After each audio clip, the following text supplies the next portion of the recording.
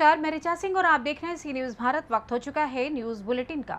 इस बुलेटिन में आपको बताएंगे कि फिरोजाबाद में नगर सिरसागंज के क्षेत्रीय इंटर कॉलेज में आज़ादी के अमृत महोत्सव कार्यक्रम का किया गया आयोजन। आगे खबर औरैया से है, जहां इंडियन ऑयल के नोडल अधिकारी कौशल कुमार के संयोजन से संयुक्त जनपदों के ईंधन वितरकों की एक अति महत्वपूर्ण गोष्ठी संपन्न हुई और साथ ही प्रयागराज में मेरी माटी मेरा देश कार्यक्रम के अंतर्गत जिला अपराध निरोधक समिति द्वारा निकाली गई तिरंगा यात्रा। और भी तमाम खबरों पर आइए करते हैं विस्तार से चर्चा। आज दिनांक 13/8/2023 को क्षेत्रीय इंटर कॉलेज सिरसागंज में आजादी के अमृत महोत्सव कार्यक्रम का आयोजन किया गया। ये कार्यक्रम सिरसागंज एसडीएम विवेक राजपूत की निगरानी में संपन्न हुआ। वहीं कार्यक्रम का शुभारंभ मां सरस्वती के चित्र पर पुष्पहार पहनाकर रोली चंदन लगाकर दीप प्रज्वलित करने के बाद किया गया। इसमें विद्यालय के द्वारा बाहर से आए हुए कलाकारों को पुष्पहार पहनाकर स्वागत किया गया। वहीं स्कूल की बच्चियों ने मां सरस्वती की शानदार प्रस्तुति दी। इसके साथ ही साथ स्वागत गान करके मुख्य अतिथि एवं मंचासीन लोगों का भी स्वागत किया गया। बता दें कि वहीं बाहर से आए हुए कलाकारों के द्वारा राष्ट्रीय भक्ति गीतों की प्रस्तुति दी गई और छात्र छात्राओं के द्वारा ए मेरे वतन के लोगों के भक्ति सॉन्ग में लोग झूम उठे। वहीं बता दें कि उत्तर प्रदेश सरकार के दिशा निर्देशन में आज क्षेत्रीय इंटर कॉलेज सिरसागंज में अमृत महोत्सव कार्यक्रम आयोजित किया गया, जिसमें बाहर से आए हुए कलाकारों के द्वारा शानदार प्रस्तुति दी गई, जिसमें बाहर से आए हुए कलाकारों के द्वारा तथा विद्यालय के छात्र छात्राओं के द्वारा शानदार प्रस्तुति दी गई। जी, आज ये किस तरीके का कार्यक्रम का आयोजन किया गया है? देखिए, आज़ादी का अमृत महोत्सव जो हम लोग मना रहे हैं, उसके तहत उत्तर प्रदेश सरकार के पर्यटन एवं संस्कृति विभाग के द्वारा एक टूर प्रोग्राम आयोजित किया गया, जिसमें जिले जिले ये कलाकार जाके बच्चों को प्रेरित कर रहे हैं, वहाँ की जनता को प्रेरित कर रहे हैं कि हर घर तिरंगा कार्यक्रम बनाया जाए और बच्चों को किस तरीके से आज़ादी के जो बहुमूल्य हमारे वैल्यूज हमारे फ्रीडम फाइटर्स देखे गए हैं, उसको किस तरीके से बच्चे आगे कैरी करें। उसी की श्रृंखला में ये कार्यक्रम आयोजित यहाँ पे आज क्षेत्रीय इंटर कॉलेज में किया गया था, जिसमें तकरीबन 800 बच्चों ने आज पार्टिसिपेट किया और बहुत ही अच्छा देशभक्ति के यहाँ पे गीत गाए गए और बहुत ही एक सफल कार्यक्रम यहाँ पे आयोजित। सर जी, आज आपके विद्यालय में किस तरीके का कार्यक्रम का आयोजन किया गया है? क्षेत्रीय इंटर कॉलेज सिरसागंज में बहुत ही अच्छा कार्यक्रम हुआ है और एसडीएम साहब तथा सरकार का जैसा आदेश है उसके मुताबिक हम लोगों ने अपने पूर्ण तन से, मन से और जितना सहयोग हुआ है उसके माध्यम से बहुत ही अच्छा कार्यक्रम किया है। इसके लिए हम जिला प्रशासन के बहुत बहुत आभारी हैं और आप सभी लोगों के बहुत बड़े आभारी हैं। सर, जो ये आज ये कार्यक्रम किया गया, इससे जनता को किस प्रकार का श्रेय जाएगा?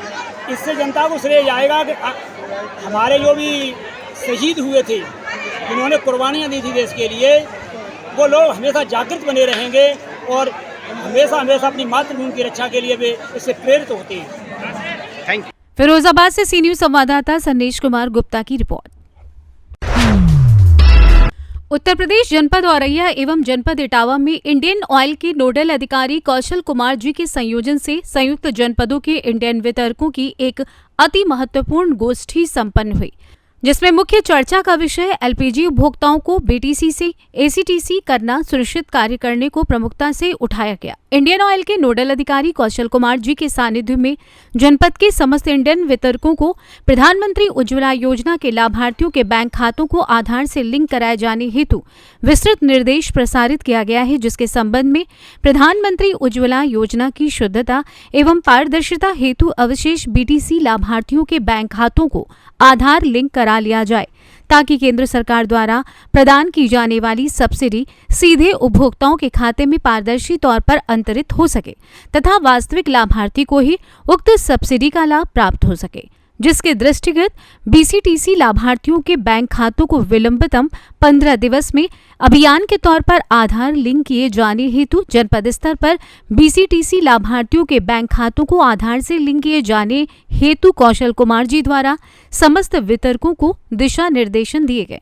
अतः उपर्युक्त निर्देशाक्रम में जनपद स्तर पर उक्त कार्य को पूर्ण कराई के संबंध में समस्त वितरकों द्वारा विस्तृत चर्चा एवं आवश्यक कार्यवाही हेतु 100% अपना कार्य पूर्ण करने का आश्वासन दिया गया। रखी गई थी। इसमें बेसिकली था जो उज्ज्वला ग्राहक है हमारा, उसको पूरा सब्सिडी नहीं मिल पा रहा है। सब्सिडी का क्या है, 2 टाइप सब्सिडी का है, जो एक आधार बेस्ड सब्सिडी आती है, एक बैंक के थ्रू डायरेक्ट ट्रांसफ़र होता है।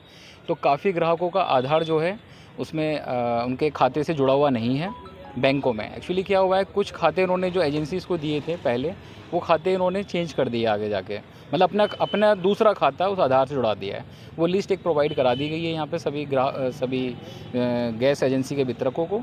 तो उसमें वो लोग आगे जा कर के अभी हमारा एक बड़ा अभियान चलेगा सारे लोगों को जागरूक करने के लिए, जिससे कि वो अपना खाता अपने आधार से लिंक करा लें, जो खाता उन्होंने अपनी एजेंसी पे दिया हुआ है।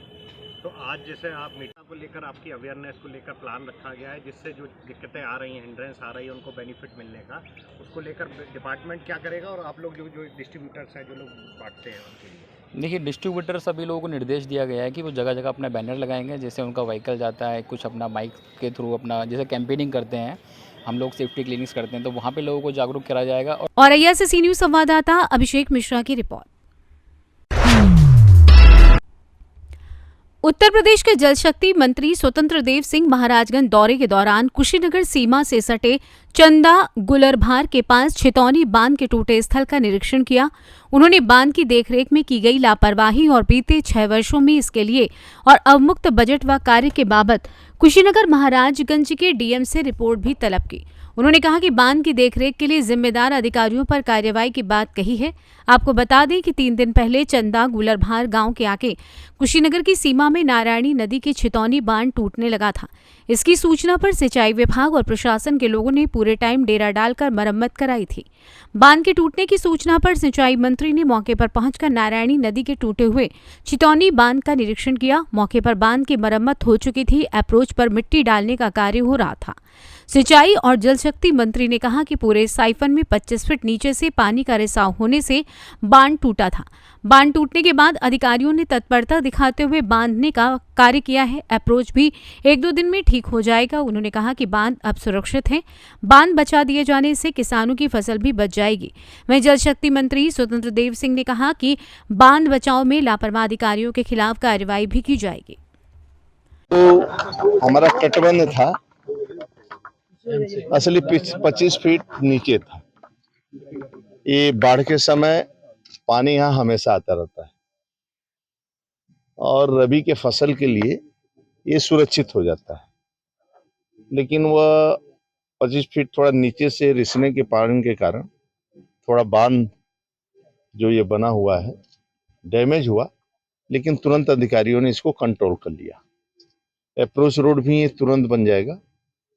बाकी भी किसी प्रकार का नुकसान होगा तो किसानों की चिंता की जाएगी और ये तुरंत इसके पर हम लोग इसको कंट्रोल करेंगे। आगे पानी जल्दी ये निकासी इसकी रबी फसल के लिए भी हो जाए, उसके लिए भी रेगुलेटर और क्या आवश्यकता होगी उसको भी हम लोग कार्य योजना में शामिल करेंगे। सिंचाई 12 किलोमीटर 800 मीटर का ये बांध है और जगह जगह यहाँ पर रेनकट है। इसके पहले भी अधिकारियों ने जो है करीब करोड़ों रुपए के काम कराए, तो ऐसे में कहाँ अधूरा रह गया, क्या कार्य अधूरा रह गया जिससे बंदे आज टूट रहे हैं? अब थोड़ा शाम को हम रात में बैठेंगे, अभी मैं आया हूँ साइड देखने, और रात में दोनों जिलों के अधिकारियों के साथ बैठेंगे और फिर उसके बाद मैं निर्णय लूंगा कि ऐसी स्थिति क्यों उत्पन्न। मंत्री जी की जाएगी, हर बरसात से पहले, बाढ़ आने से पहले नरकट और जंगल साफ कर लिए जाते हैं, लेकिन पहली मर्तबा यह हुआ है कि पूरे बंधे में कहीं भी जंगल क्लियरेंस नहीं हुआ, जिसके चलते जो एक्शन कर रहे हैं कि अंडरमाइनिंग हुई और अंडरमाइनिंग का पता नहीं चला। ठीक है, बंधे की मरम्मत हो गई, लेकिन जो सरकार का धन कर लॉस हुआ उसके लिए कौन जिम्मेदार? महाराजगंज से सी न्यूज़ संवाददाता अंगद शर्मा की रिपोर्ट। फिलहाल न्यूज़ बुलेटिन में बस इतना ही। देश दुनिया की तमाम खबरों की जानकारी के लिए आप देखते रहें सी न्यूज़ भारत।